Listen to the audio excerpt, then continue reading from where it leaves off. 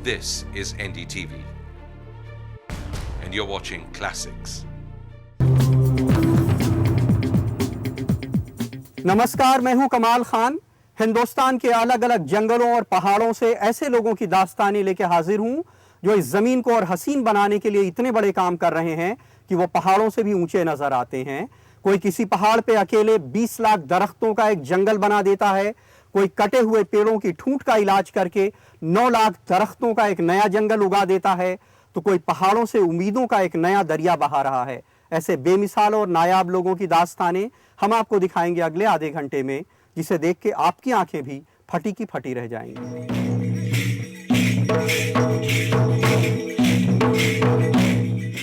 उत्तराखंड में पौड़ी जिले के उफरे खाल की एक ऊंची पहाड़ी पर रहता है वो शख्स। नाम है उसका सच्चिदानंद भारती। पेशे से अध्यापक है। पेड़ लगाने का जुनून है।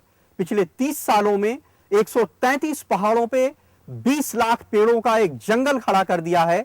12,000 तालाब खोद दिए हैं और पहाड़ों से एक दरिया बहाना चाहता है। उस शख्स का जादू, उसका कमाल अपनी आंखों से देखिए। पानी राखो आंदोलन। पिछले करीब 30 सालों से वो यूं ही मतवाला सा घूम रहा है। कांधे पे फावड़ा टांगे, कुछ संगी साथियों को साथ लिए पहाड़ों का सीना नापते पेड़ उगाने की मुनादी कर रहा है। बचपन में उसकी माँ को बहुत दूर जंगल में लकड़ी काटने जाना पड़ता था।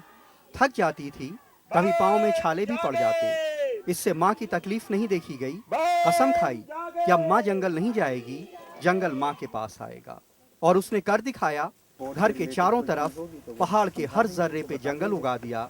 अब माँ जंगल नहीं जाती, जंगल माँ के कदमों में आ गया है। हमने 6 लाख पौध उगाए बांज के, और बहुत विशाल पौधालय हमारे थे। और इतनी बड़ी संख्या में जब पौध तैयार हुई तो उत्साह का हमारा कोई ठिकाना नहीं रहा। बहुत उत्साहित हुए हम। पहाड़ों में सच्चिदानंद की दीवानगी के किस्से हवाओं पे पंख लगाए पहुंचे। लोग जंगल के इस आशिक को देखने आने लगे। वो उन्हें दरख्तों से अपने इश्क के किस्से सुनाता कि जंगल में बीच से कोंपल फूटना, नाजुक सी पत्तियां निकलना, छोटी छोटी टहनियां उगना, हवाओं में उन्हें हिलते हुए देखना बिल्कुल वैसा ही जज्बाती एहसास है जैसे अपने बच्चे को हर दिन बढ़ते हुए देखना।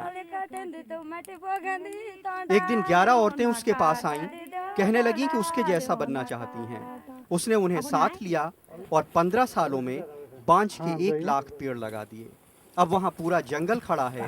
इलाके के 133 पहाड़ों पे भारती ने इसी तरह 20 लाख दरख्त उगाए हैं। यह भारती जी के यहाँ से लाए पेड़ को, फिर उसमें गोबर डाला, पानी डाला, उसमें पौधे लगाए। उसके बाद तब थोड़ा थोड़ा बड़े हो गए तो हम कांटे काटते गए वहाँ, और कांटे काटने के बाद हम उसकी रक्षा भी करते गए।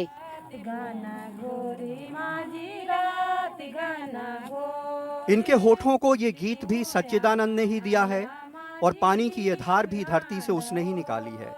दरअसल बांज के पेड़ बारिश का पानी सोख के जमीन में छोड़ते हैं। भारती छोटे छोटे गड्ढे बना के उन्हें जमा करते हैं।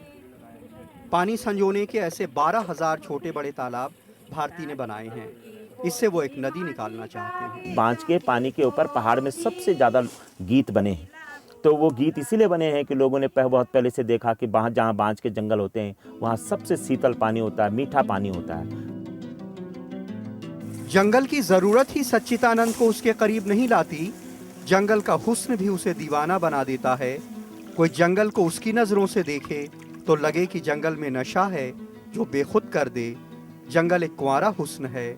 जंगल एक संगीत है जो रविशंकर के सितार में, जाकिर हुसैन के तबले में, अमजद अली के सरोद में, सितारा देवी के घुंघरुओं में और किसी यहूदी मैनुहिन के ऑर्केस्ट्रा में बजता है। जंगल में मोनालिसा की मुस्कान का रहस्य है। जंगल किसी आम्रपाली की तरह बिंदास भी है और जंगल किसी बुद्ध की तरह शांत। जंगल जिंदगी का रिदम भी है और जंगल किसी सहरा सा उदास।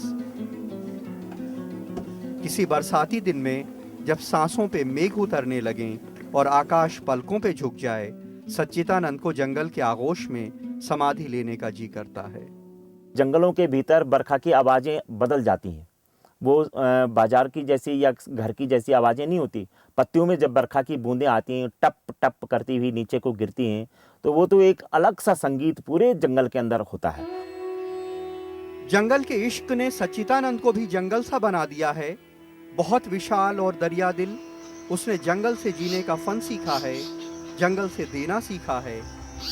जंगल भी तो जिंदगी देता है और पनाह भी। जंगल के राजा को भी पनाह देता है, जो राजा जैसी शान से जीता है, और जंगल की रियाया को भी पनाह देता है, जो उसके हर जर्रे में अपनी जगह तलाश लेती है। इस जमीन की ज्यादातर जिंदगियां यहीं पनाह पाती हैं। कुछ दरख्तों की अटपटी उलझी डालों में आशियाने बनाते हैं, कुछ किसी फनकार की तरह बाम्बियां गढ़ के उसमें बसते हैं, कुछ दरख्तों के तनों में आसरा तलाश लेते हैं। जंगल की खुशबू भी है। जंगल के अपने रंग हैं, जो सारे रंगों से जुदा हैं। ये रंग कुदरत ने बिखेरे हैं, ये रंग किसी रंगरेज के पास नहीं मिलते, ये रंग सच्चिदानंद के लहू में बहते हैं। अगर कुदरत के विराट रूप को कहीं देखना हो तो वो जंगल ही में दिखाई दे सकता है, क्योंकि ये एक रूप ही नहीं है, ये बहुरूपी होता है ये। और इसलिए जब जंगल के भीतर से जाओ तो संपूर्णता का आभास होता है। इन जंगलों के हर दरख्त में एक सच्चिदानंद नजर आता है। इनकी शाखों में उसके हाथ उगते हैं, इनकी नसों में उसका लहू बहता है, इनकी जड़ें धरती से उसे एक करती हैं। यहाँ के बाशिंदे भी इनमें सच्चिदानंद को ही देखते हैं, जज्बात की डोर से उसे बांधते हैं। मत्स्य पुराण में कहा गया है कि 10 कुओं के बराबर एक बावली है, 10 बावलियों के बराबर एक तालाब है, 10 तालाबों के बराबर एक पुत्र है, और 10 पुत्रों के बराबर एक वृक्ष है। लेकिन इस शख्स को देखिए, यह अपने आप में एक जंगल है, 20 लाख दरख्तों से घिरा हुआ एक घना जंगल। उत्तराखंड के पौड़ी जिले में उफरे खाल के जंगल से आरसी जोशी और दिनेश मानसेरा के साथ कमाल खान, एनडीटीवी इंडिया के लिए। उत्तराखंड के जंगलों पहाड़ों से निकल पड़े हैं बहुत सारे लोग अपने आसपास बहने वाली नदियों के पानी पे अपना हक मांगने के लिए। ये नदियों के किनारे किनारे यात्राएं कर रहे हैं। इनका कहना है कि सरकार दरिया की तिजारत कर रही है, जबकि दरिया के पानी पे पहला हक प्यासों का है।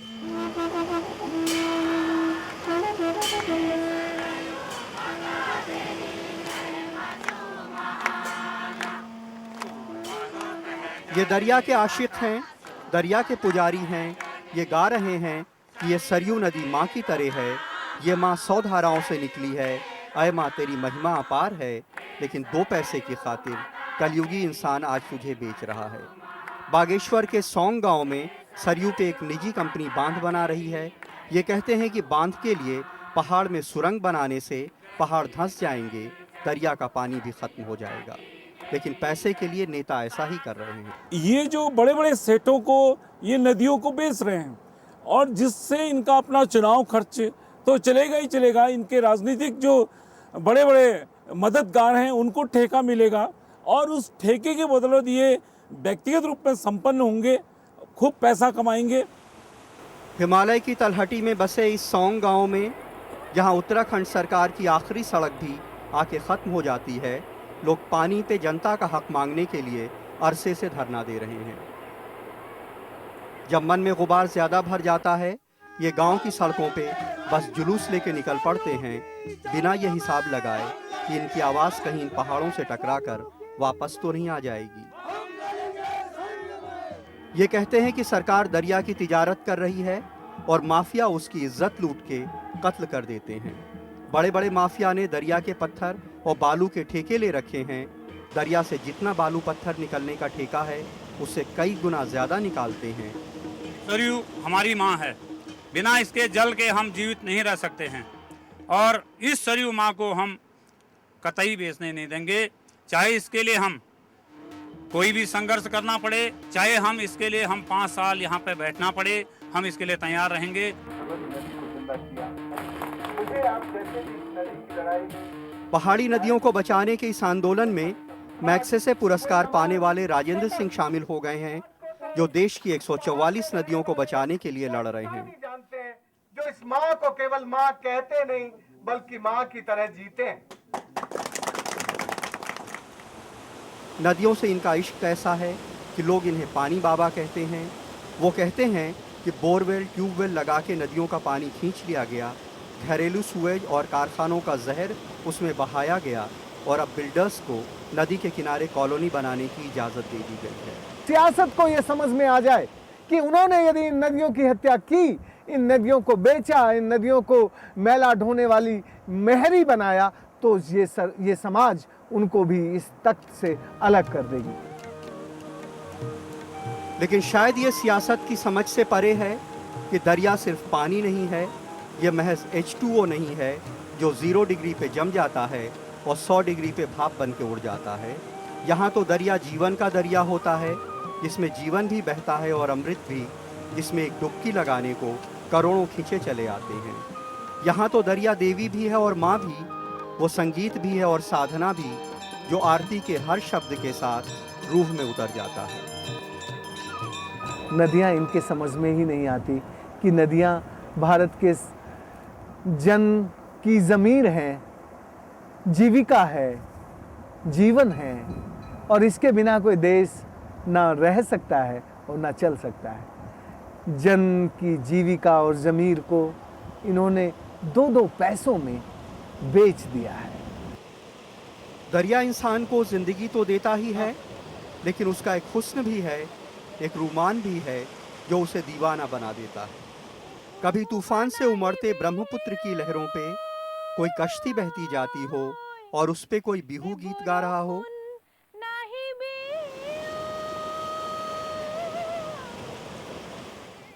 कभी काशी में गंगा किनारे सांझ ढल आई हो और किसी खरामा खरामा बहते बजरे पे कोई मेघों को घर आने की दावत दे रहा हो, कभी पहाड़ों में बहती कोसी में सूरज ने नहा के अपना सुनहरा लिबास दरिया की लहरों पे बहा दिया हो, कभी प्रयाग में संगम पे शाम कुछ यूं जवान हुई हो कि उसने रोशनी का सारा शबाब दरिया में घोल दिया हो। दरिया के इस हुस्न को देख के कोई भी दिलवाला दीवाना जरूर हो जाएगा। दरिया में यदि साफ सुथरा पानी हो और सूरज की किरणें और सूरज की तरंगें उस पे आती हूँ और इठलाती हूँ, तो उस सूरज की तरंगों का नदियों में इठलाना जो गजब के रंग सर्जित करता है, वो अभी कोई रंग बनाने वाला नहीं बना सका दुनिया में। एक दरिया बाहर और एक इनके लहू में बहता है। हाकिम इनके लहू से दरिया को निकाल लेना चाहते हैं, लेकिन दरिया इनकी नसों में हीमोग्लोबिन बन चुका है। दरिया से जुदाई जिंदगी से जुदाई। वसीम बरेलवी ने कभी लिखा था कि तुम ही शर्ते ताल्लुक तय करो, हम क्या बताएं।